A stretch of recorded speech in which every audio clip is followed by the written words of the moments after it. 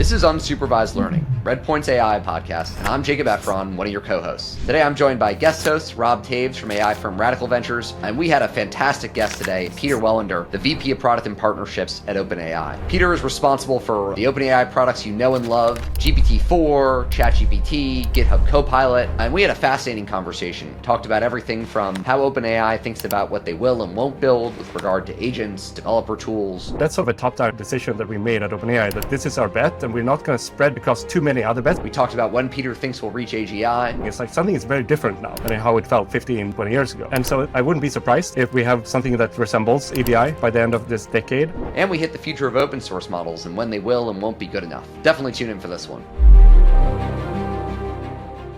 Peter, thanks so much for coming on. Thank you so much for having me. Super excited to be here.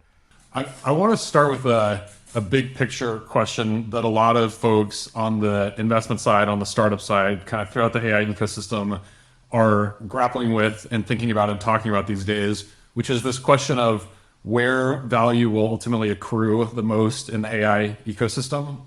And you can, there are a lot of different ways to divvy up a mental model of the AI ecosystem, but I think, people often think in terms of the model layer, the infrastructure layer, and the application layer, and where the most interesting opportunities arise. I'm curious to hear how you think about that topic and what your mental model is, given where you sit at OpenAI. Obviously, OpenAI is at the very front of the field in terms of building world-leading models that are powering a lot of this transformation. But at the same time, OpenAI also obviously makes possible all sorts of end user applications across different sectors and industries. And you guys have an investing arm that's investing in a lot of different application layer companies. So I'm curious how you think about things when you hear the question around where will value ultimately accrue in the world of AI?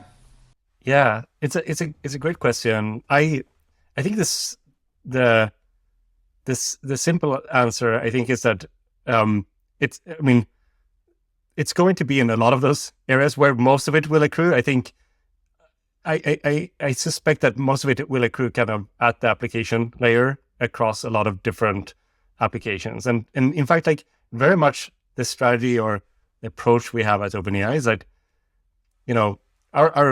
our mission is essentially kind of, build AGI, make sure it's safe, make sure it benefits all of humanity.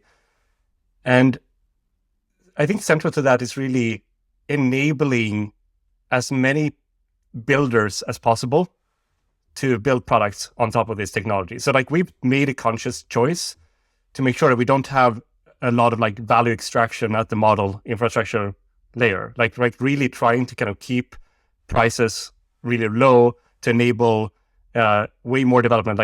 And you can actually see this as like we made some pretty dramatic price cuts over the years. Like I think we made one like about a year ago that we cut prices by like 70%, and we released a model that was like 10x cheaper, deeply 3.5 turbo than the original 3.5 model. It was also much faster.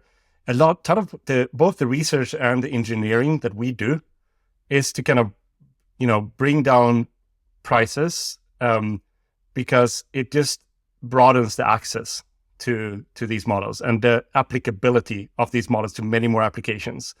And I think that's like a super critical component, and tooling is obviously a super important component. I think we spend less of that time on that. Like we there's just so many the right tools for this technology just haven't been invented yet. Like some of them are probably in the early stages, and we have no illusion that we will be the ones that kind of come up with those. Like I would much rather have the developer ecosystem figure out what are the best tools and actually build those. Because like when we release a lot of these models, we put in a lot of effort, obviously, to kind of make sure that they're safe, responsibly deployed. But also in the way to kind of apply these models, like what you can apply these models to, like we don't know that beforehand. Like we're like figuring this out together with the community as we go in some sense. Like, and it's like it's much better to have like, we have about 400 people at OpenAI. There's going to be like millions of people that are already building on top of this technology, right? Like so, and they are the ones that are going to come up with all those interesting ways, those interesting applications, those interesting tools that you can kind of use to kind of be even more productive. Obviously, if you have like a factor of over 1,000, 10,000, there's just going to be way more innovation in that space. And so we really want to enable that. I do think at the end of the day, what you see, where you will see like a lot of the value capture is probably going to be at the application layer, where the companies are able to kind of build really kind of great applications with some of the standard things you have in any business, like, the standard kind of competitive modes around network effects, around branding and so on. That's like really where you often have the opportunity to kind of do a lot of that value extraction. I don't think it would be very much different here. It's just kind of another technology where a lot of the same principles apply. And in fact, we will be very happy with that in some way. It's like, there's this like Bill Gates quote, like, you have a platform where the value generated on the platform is much bigger than the value that's actually captured by the platform provider. I think that is kind of the aspiration here, is that we get to that point where there's just a tremendous value being generated on top of this technology. That makes a ton of sense. As one quick follow-up to that, could you envision, or do you envision OpenAI starting to build more and more like first-party applications for folks, or staying more at that platform level? We really want to stay at the platform level, at the more general level. Like, this is like, obviously we have ChatGPT, which is kind of a product that's more focused to consumers. But even that application, it's a very general application. It's sort of like, it is there to really answer more generic questions. It's not meant to be like the best AI teacher in the world, or the best, AI doctor or lawyer or whatever. Like, there are companies who are really building on taking those applications one step further. And that will involve not only kind of the intelligence part or the reasoning part that we can provide with our models, but it also provides like integrations to other products, to like connecting it with kind of proprietary kind of content, like training it specifically with the expertise of people in those domains and so on. And so the way we really look at this is like, we want to provide a platform for companies to kind of build those experiences, and probably also kind of connect it to ChatGPT. Like, the first step in this direction is like plugins in ChatGPT, where you can actually connect ChatGPT to other kind of external services and so on. And I think that's a direction where we go into even more. So in some way, we really want to be a platform layer at different layers, both for the kind of the raw reasoning, but as well as the kind of providing companies with kind of access to actually reach consumers with their products. Yeah, no, I mean, you mentioned kind of plugins with ChatGPT, and we'd be remiss not to mention, I mean, the pace at which you and the team are shipping product right now just feels insane, right? I mean, plugins, web browsing, mobile, it's I imagine, it probably only scratches the surface too of all the potential ideas that get thrown around internally. There's so many different directions you can take a product like ChatGPT. How have you kind of been prioritizing what to build, and like, how do you kind of see this product and kind of the plugin ecosystem you've built evolving? I think a lot of like the way we approach these things are first kind of trying to have a fairly high focus on kind of the models themselves. Like, this is where a lot of our efforts go in. Like, I think OpenAI took this approach, which is a bit different from other research labs, where we just made a really big bet on language models and just how general they would be.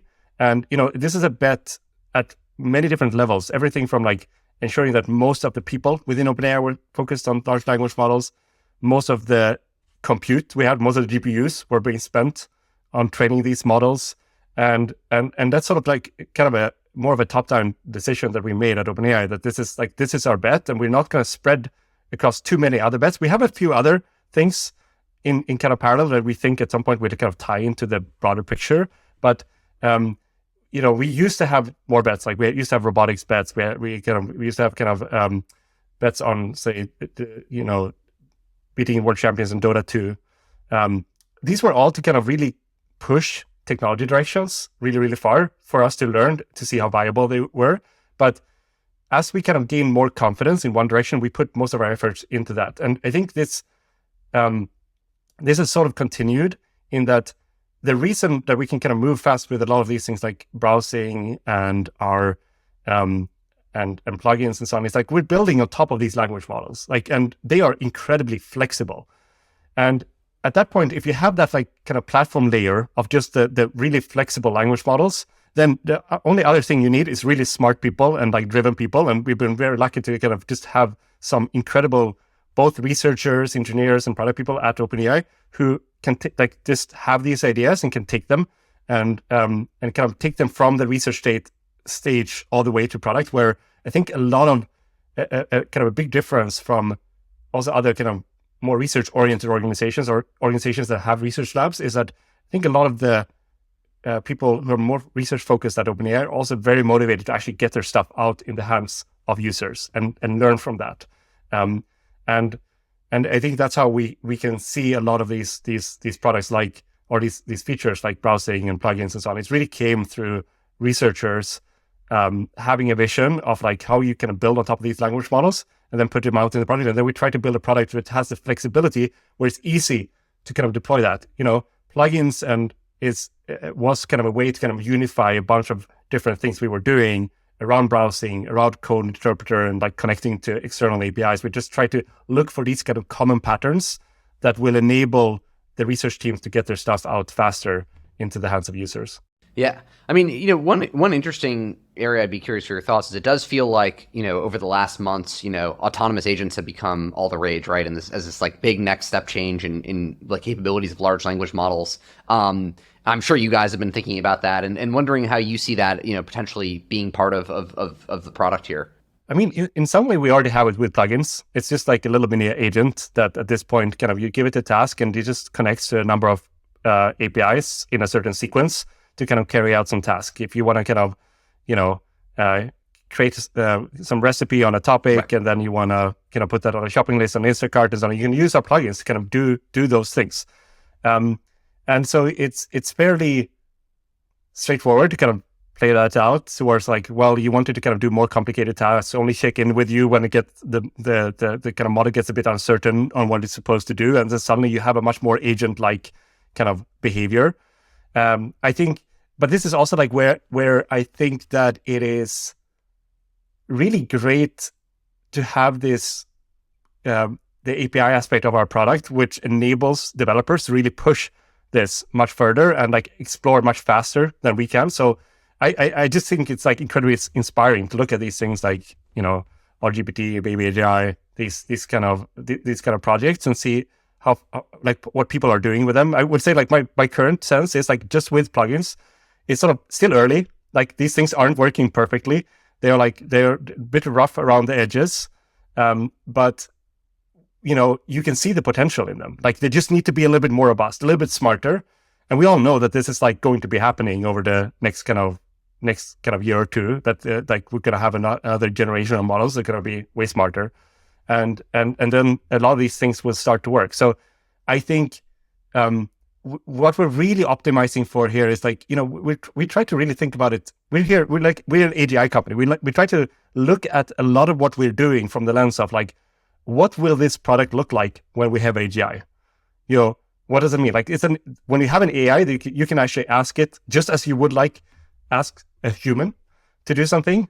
The human would go off and do things and come back and check with you. Like it's like you hire a new employee to do like, to say, you hire an employee to code your iOS app and you give them some vague directions. They come back with questions and then go off coding. Then they show you something, you give feedback on that. It's sort of like, if we're building AGI, that's sort of probably what we're going to have in a couple of years, right? And so I think you should kind of expect the product to evolve in that direction. That makes a ton of sense. Yeah, I share your excitement around the concept of agents, and it does feel like a natural step on the path toward more generalized intelligence. One topic I'm very curious, Peter, to hear your thoughts on is around open source AI and open models. There's obviously been a massive explosion of activity in this space just over the past few months, in particular after Meta's release of Llama and all the kind of progeny of Llama that have emerged. I'm curious to hear how you think about how open source models fits into the broader AI and LLM ecosystem, in particular with the perspective that, at least at this point, OpenAI's most advanced models are closed source and OpenAI's business model is based on that. I'm curious how you envision the kind of closed versus open AI ecosystem playing out.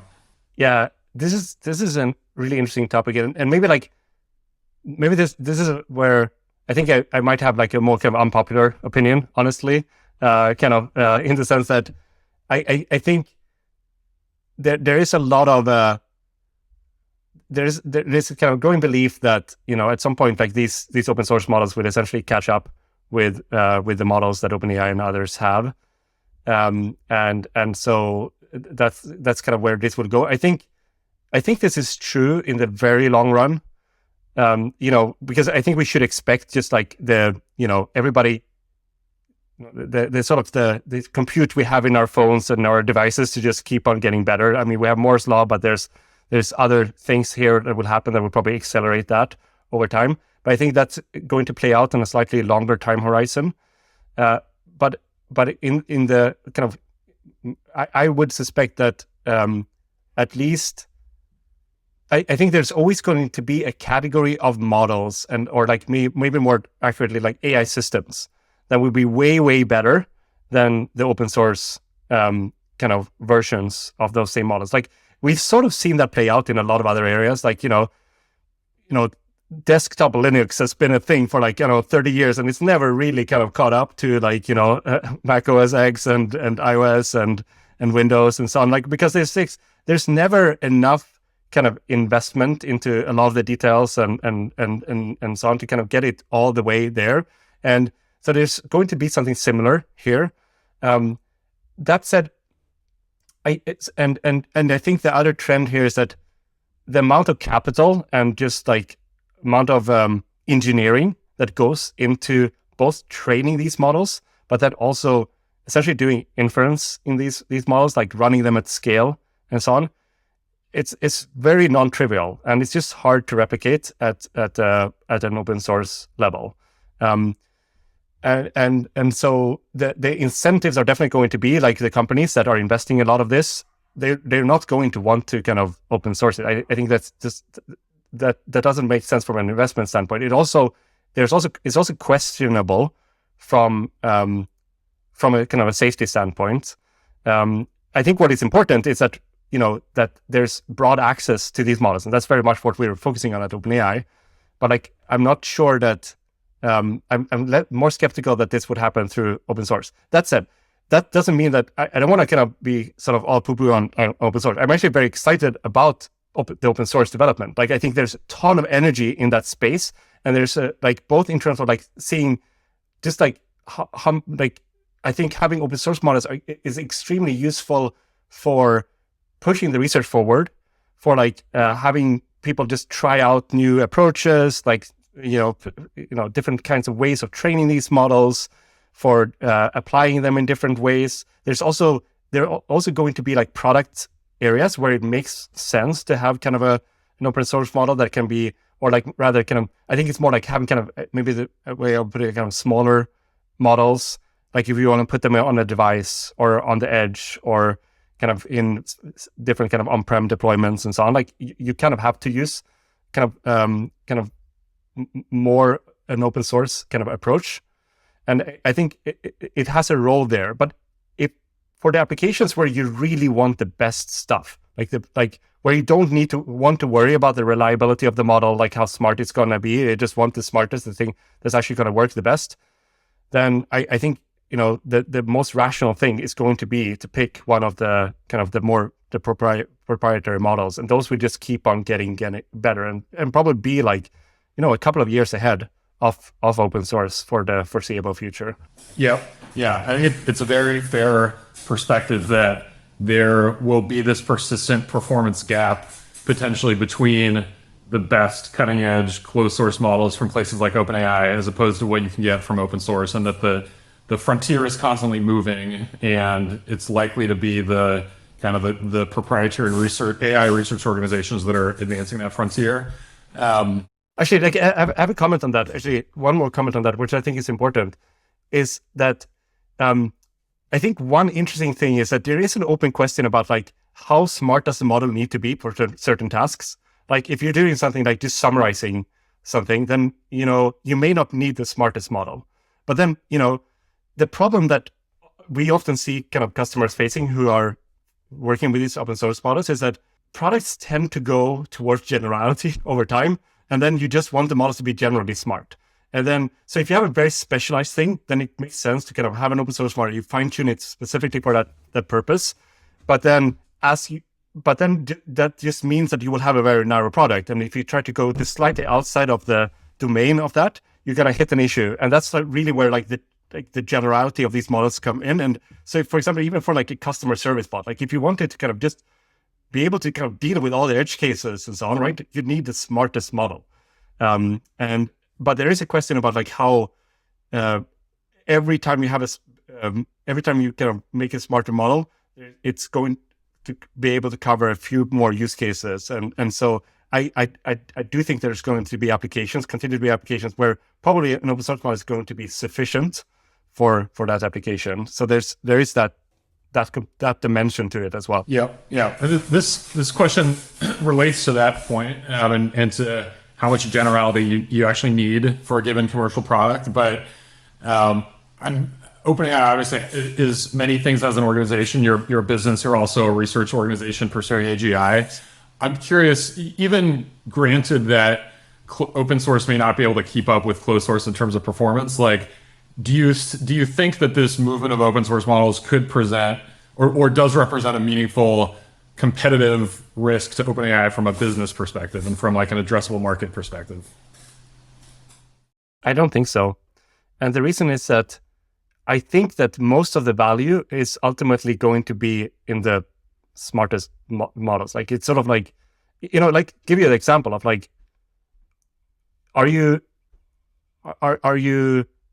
when you hire people, you always try to hire the best people, right? I think it's going to be the same thing as you're building these sort of products. You'll want the smartest models because those are the ones which are going to give you the best products. And we will see the same thing play out here. It's just like if you're picking a model that's a bit dumber, you're going to be at a competitive disadvantage with the companies that are picking a smarter model. And so our bet has sort of been that that's where like most of the value over time will just accrue is in the smart models. That's where you can tackle the most economically valuable problems and so on. And I think like what we will essentially see is like first we will see kind of this working for more and more kind of, I guess, professions, like where you can start building, say, co-pilots for different professions like lawyers and medical providers and so on.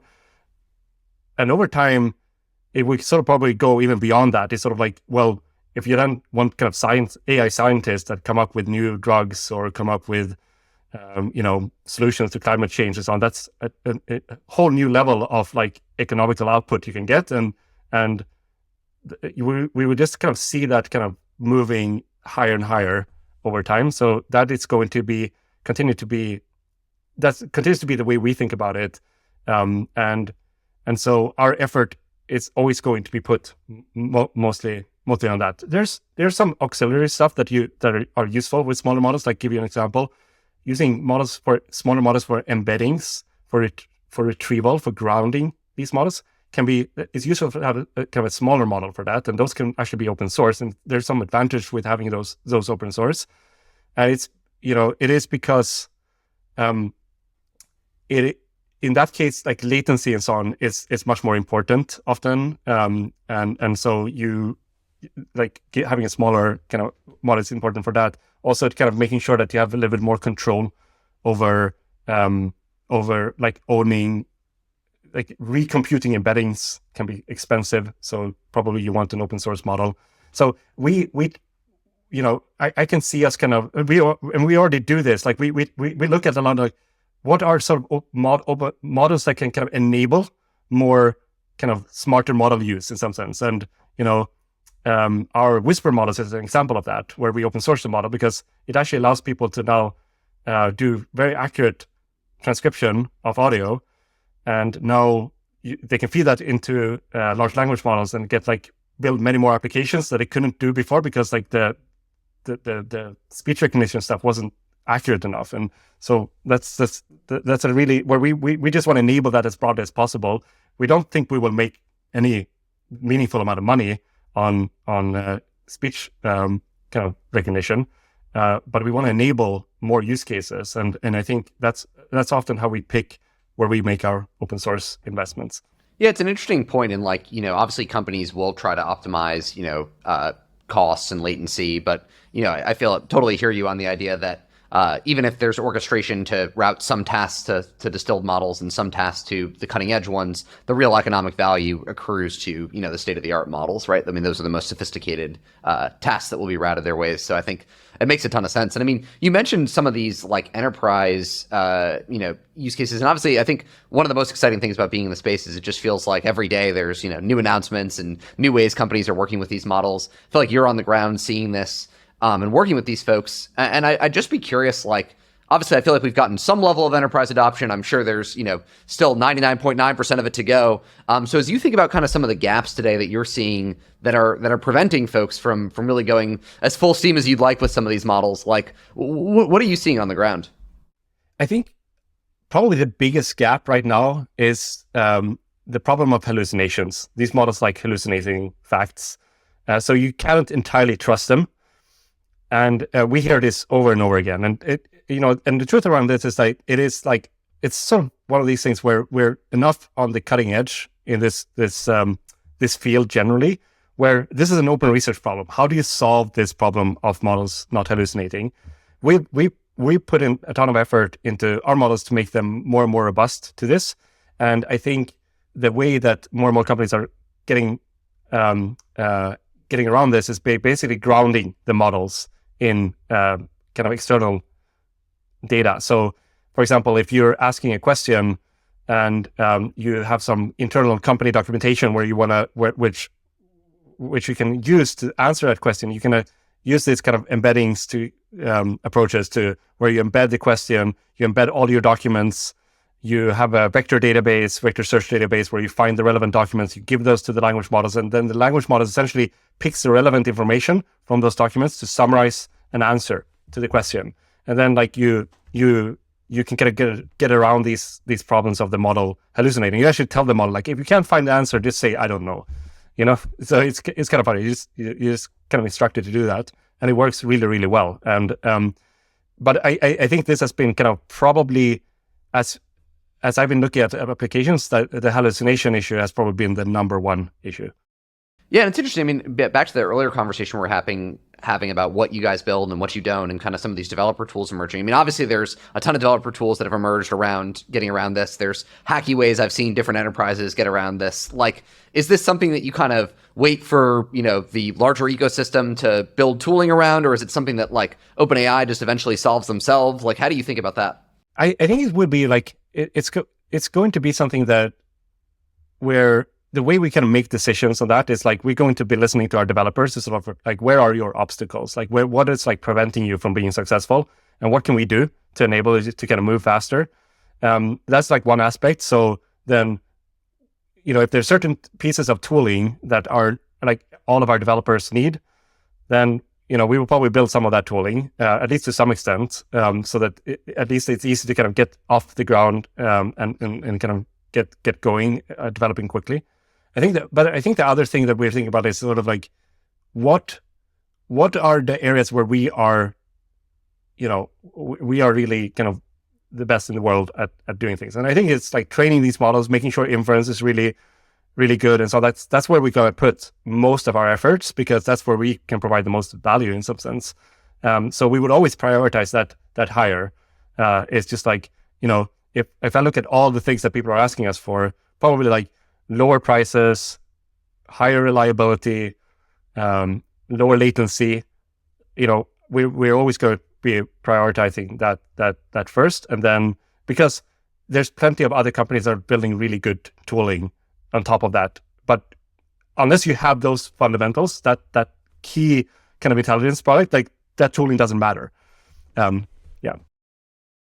Peter, another topic I'm very curious to hear your thoughts on. And there's been more and more discourse around this topic in recent weeks and months.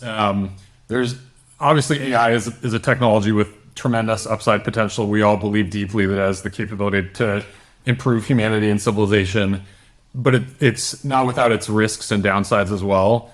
And there are a number of different downsides and concerns around AI that people have been spending time thinking about, from misinformation and deep fakes to bias in AI.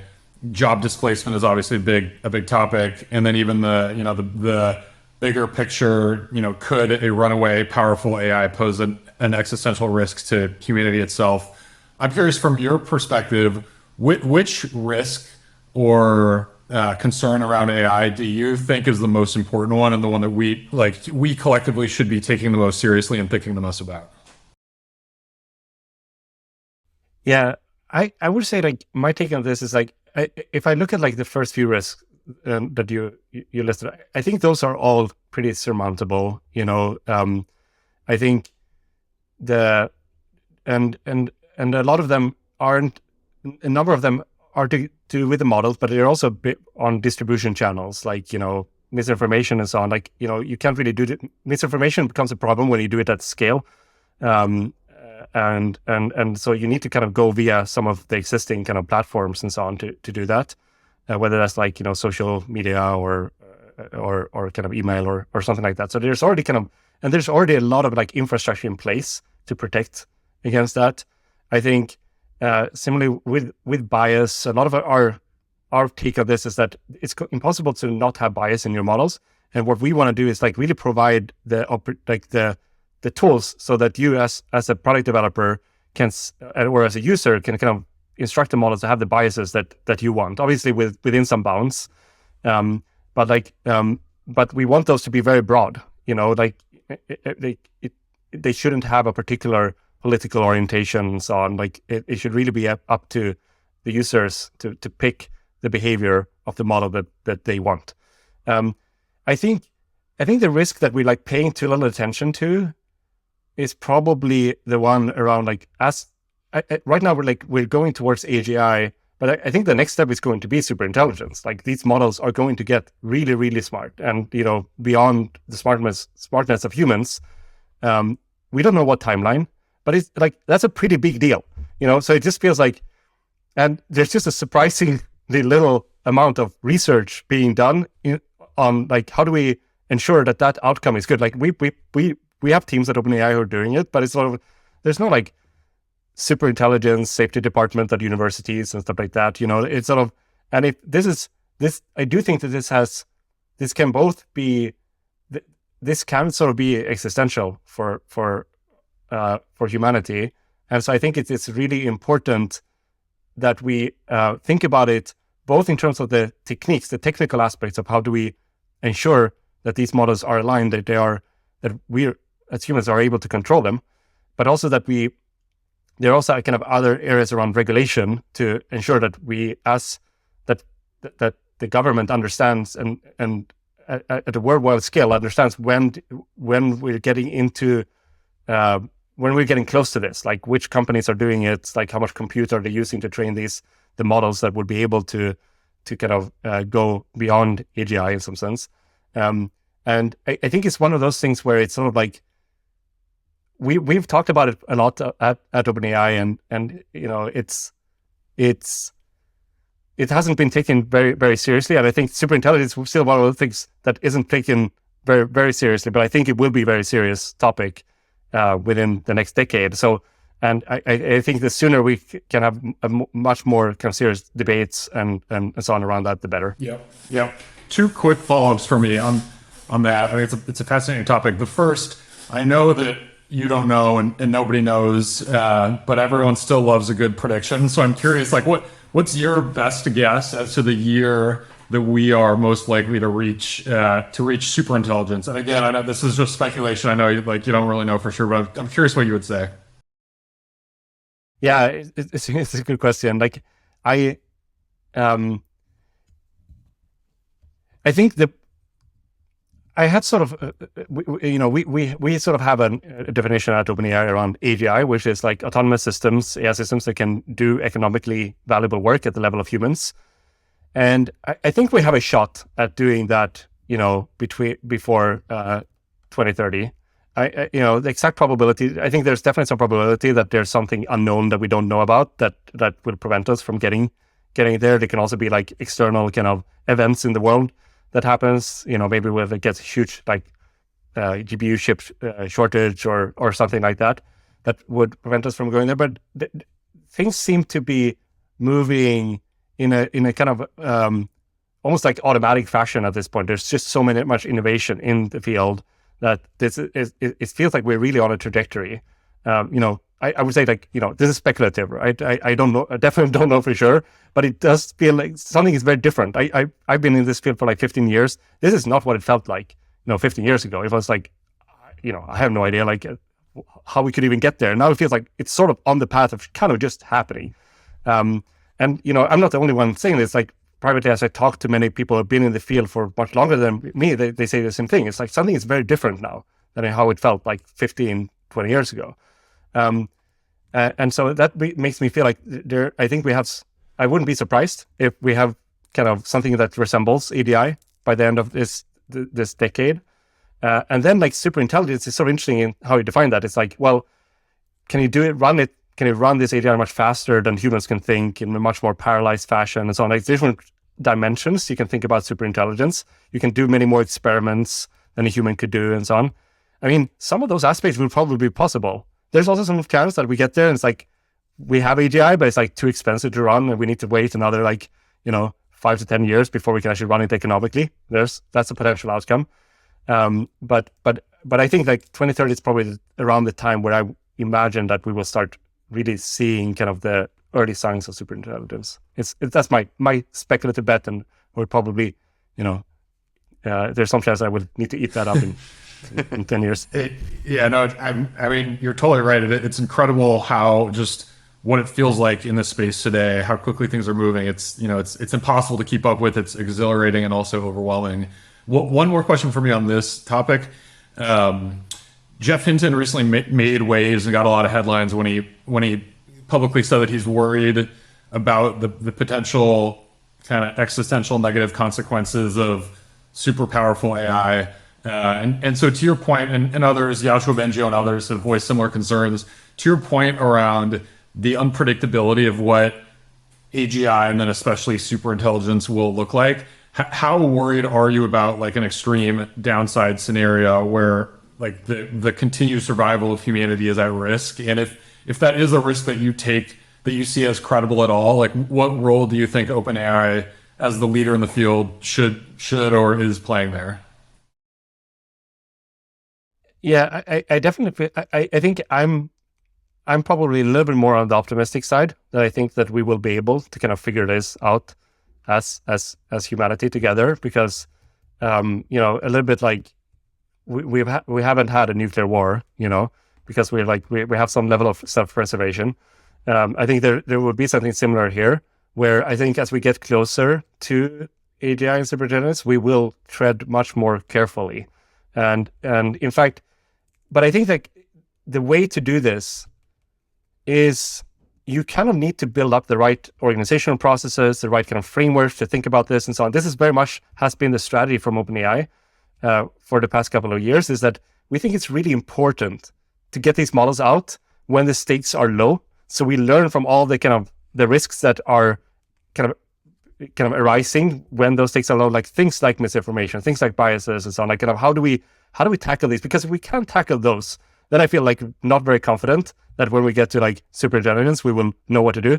And again, like it's not only about the technical approaches. It's even like how do we have like the right kind of organizational structures for making decisions around when to deploy things into the world and when about what are the safeguards and so on. This is not stuff that you can just kind of figure out once you get there. If you train the model, now we have superintelligence. Now let's figure out how to make it safe.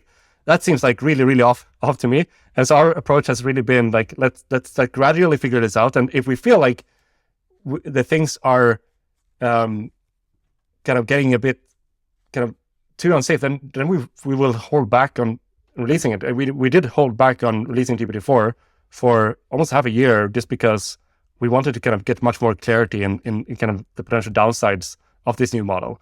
And I think this is how I think if we set that example at OpenAI, I think others will also, that it's easier to set that examples if you're sort of one of the leaders in the field, because then that adds some accountability to others as well.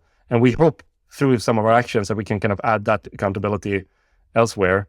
And I think at the end of the day, then the chances of this being a really positive outcome, which I think it can have, right? Like let's also talk about the upsides, right? Like if we actually get super intelligence where it can solve all the problems we're facing today, like climate change, like cancer, things around aging, all the things that happen as you age, it's like kind of more abundance of and higher standard of living for everyone. Like this is the upside of this technology, right?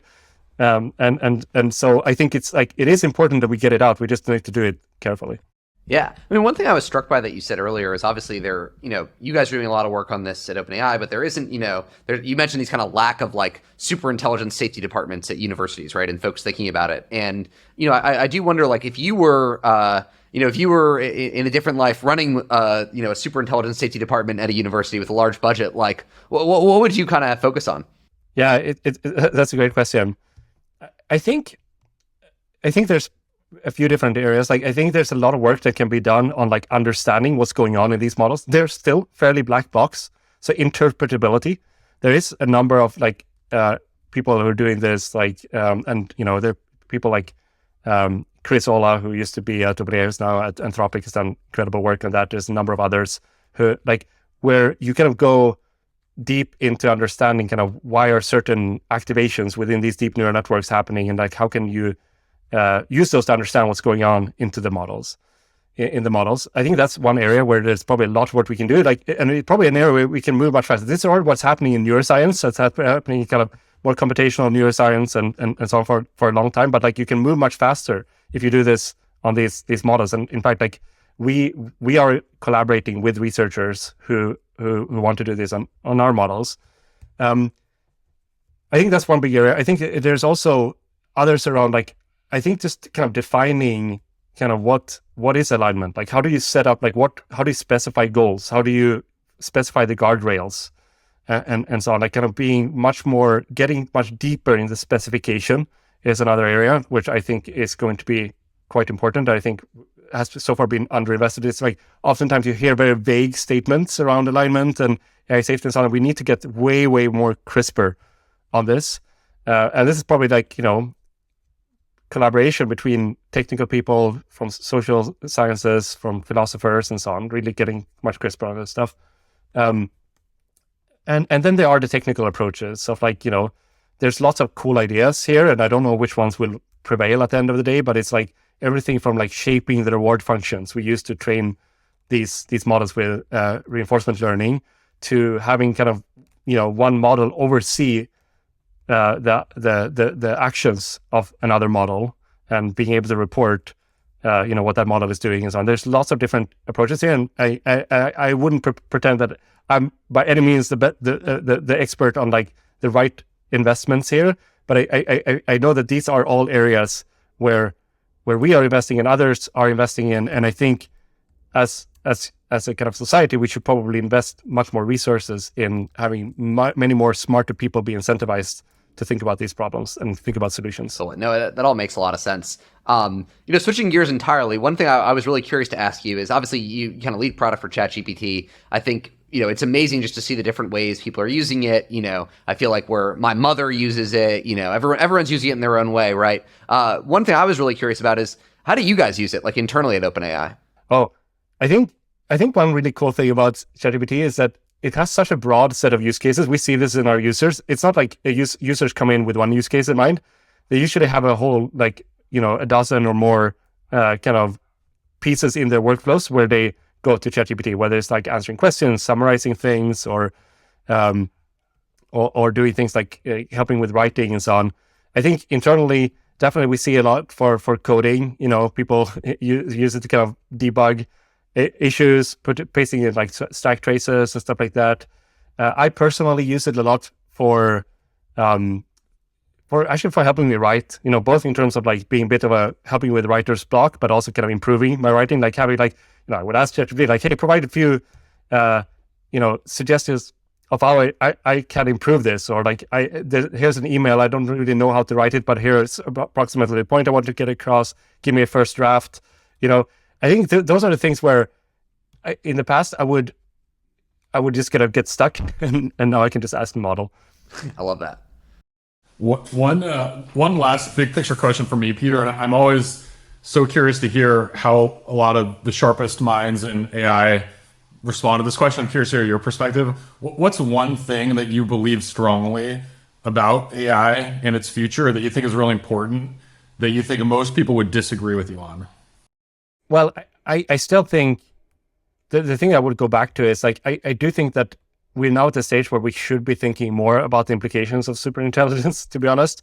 And I don't think this is like something that is just kind of generally accepted that we're going towards that. It's sort of like people are now waking up to the fact that these models can do a lot of the things that us humans can do, but it's not quite there, and it feels like, okay, it can do all these things, but probably won't be able to do X, Y, Z. And every time we've had those X, Y, Z things that, well, the models won't be able to do that, like within short amount of time, the models are able to do that.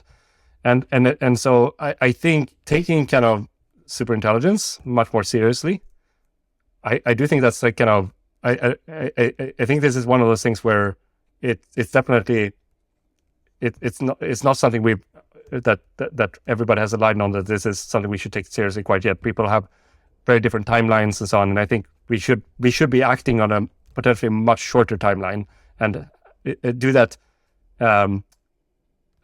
Basically, what if the timeline is much shorter, and have a plan for that?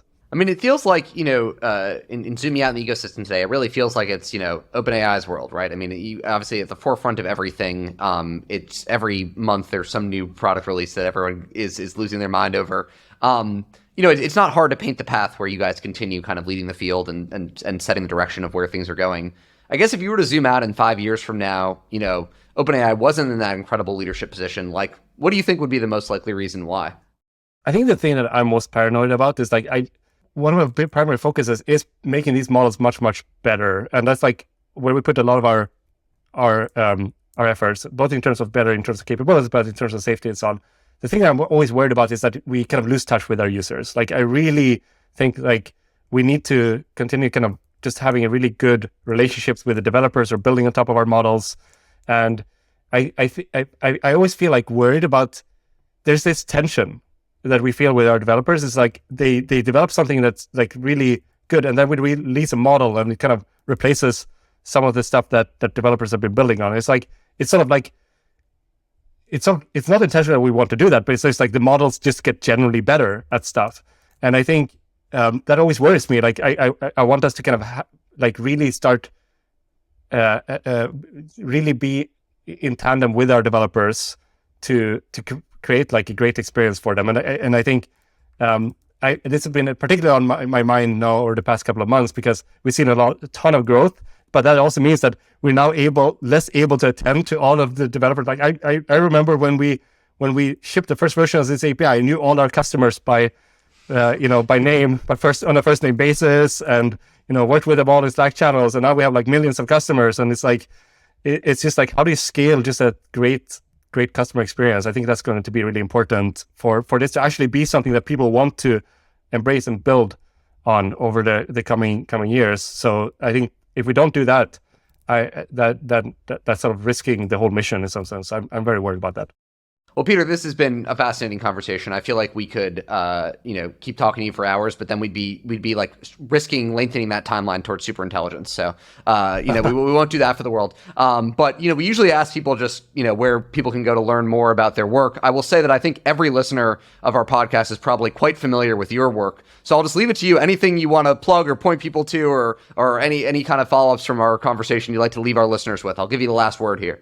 Well, maybe like one thing I would say is that I think definitely the audience we have now is huge with ChatGPT and so on, but I think a lot of people who are using ChatGPT probably don't know that we put quite a lot of effort into our blog, where we try to really demystify a lot of the technology that we're building and the way we think about things. So for people who want to learn more, I would really encourage people to go and check that out. Where we talk about this. How do we think about things as we go closer to superintelligence? How do we think about safety? How do these models work? What are the technical approaches underpinning them and so on? It's a great place where we try to make these blog posts kind of approachable from a more general kind of technical audience. So encourage people to go and check that out.